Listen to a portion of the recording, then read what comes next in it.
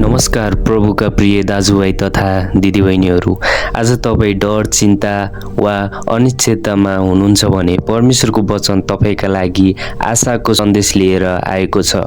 डर हाम्रो मनमा आउन सक्छ, तर त्यसले हाम्रो जीवनलाई नियन्त्रण गर्नु आवश्यकता छैन। परमेश्वरले हामीलाई डरको आत्मा होइन, तर शक्ति, प्रेम र असहनको आत्मा दिनुभएको छ। जब हामी विश्वासका साथ उहाँलाई हेर्छौँ, डरको ठाउँमा शान्ति पाउँछौँ, आशा आउँछ र कमजोरीको ठाउँमा साहस आउँछ।